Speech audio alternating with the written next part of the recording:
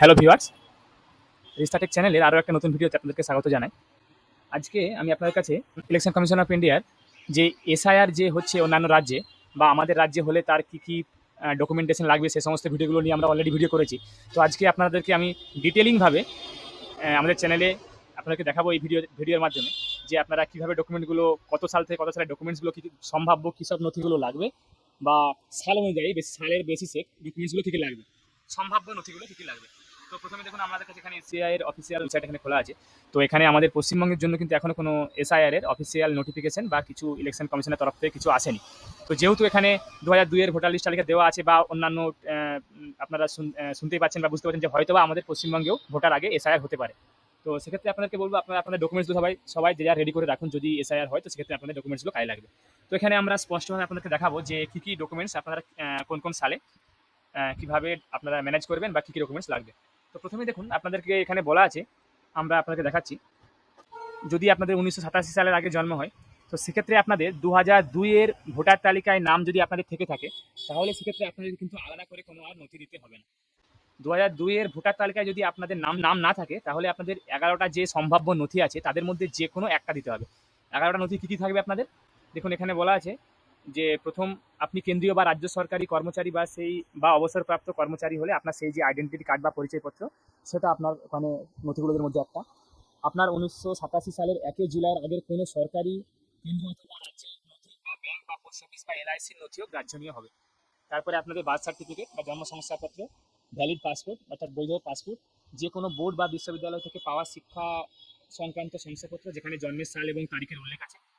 তারপরে আপনাদের সংশ্লিষ্ট এলাকায় স্থায়ী বসবাসকারী শংসাপত্র অর্থাৎ ডোমিসাইল সার্টিফিকেট, বা আপনার ধরুন তফসিলি জাতি উপজাতি বা অন্যান্য অনগ্রসর শ্রেণীভুক্ত হলে তার শংসাপত্র, যেমন আপনাদের এসসি এসটি বা ওবিসি সার্টিফিকেটগুলো।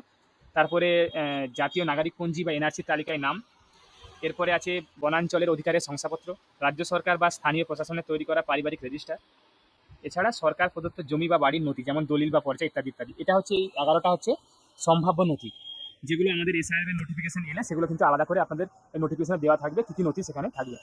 তো এরপরে দেখুন আমরা আসবো 2002 এর পরে কী হবে। যদি আপনাদের 1987 সালের পরে ধরুন জন্ম, সেক্ষেত্রে আপনাদের যদি 1987 সাল থেকে আপনাদের 2004 সালের মধ্যে আপনাদের জন্ম হয় তাহলে কি হবে, মা বাবা 2002 এর ভোটার তালিকার নথি দিতে হবে না।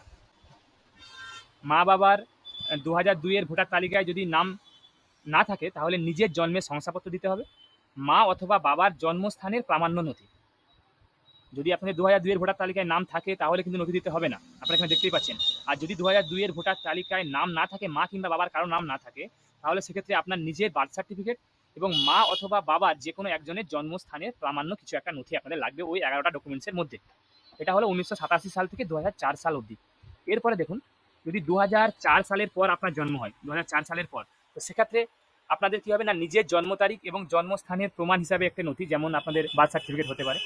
এরপরে বাবা মায়ের জন্ম তারিখ ও জন্মস্থান প্রমাণের নথি কিন্তু দিতে হবে। অর্থাৎ আপনার যদি 2004 সালের পরে জন্ম হয় সেক্ষেত্রে আপনার বাবা এবং মা উভয়েরই কিন্তু জন্ম তারিখ এবং জন্মস্থান প্রমাণের নথি দিতে হবে। সেগুলো আপনাদের ওই 11টা ডকুমেন্টসের মধ্যে যেগুলো আপনার কাছে আছে সেগুলো দিতে পারেন, বা আপনার যদি না থাকে তাহলে সেগুলো কিন্তু আপনারা জোগাড় করতে পারেন সেগুলো। তো আশা করি ব্যাপারটা আপনার কাছে খুবই এখন ক্লিয়ার যে আপনারা কী কী ডকুমেন্টসগুলো আপনাদের লাগবে বা কোন কোন সাল থেকে আপনাদের ডিটেল কোন কোন সালের মধ্যে জন্মগ্রহণ করলে বা কোন কোন সালের পরে তাহলে কী ডকুমেন্টসগুলো দিতে হবে। এখানে আশা করি আপনার কাছে ব্যাপারটা পুরোটাই ক্লিয়ার হয়ে গেছে এখন। তো সেক্ষেত্রে আপনারা আপনাদের ডকুমেন্টসগুলো রেডি করে রাখুন, যদি পশ্চিমবঙ্গে এসআইআর হয় তাহলে নোটিফিকেশন অফিসিয়ালভাবে আছে তাহলে আপনার ডকুমেন্টসগুলো কাজে লাগবে সেক্ষেত্রে।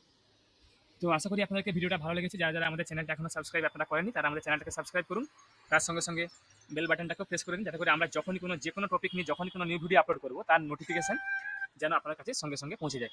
ভিডিওটাকে তার সঙ্গে সঙ্গে লাইক করুন, কমেন্ট করুন, শেয়ার করুন। আমি আপনাদের কাছে আবারও নতুন তথ্য বা নতুন টপিক নিয়ে নতুন ভিডিও নিয়ে আসবো। ধন্যবাদ।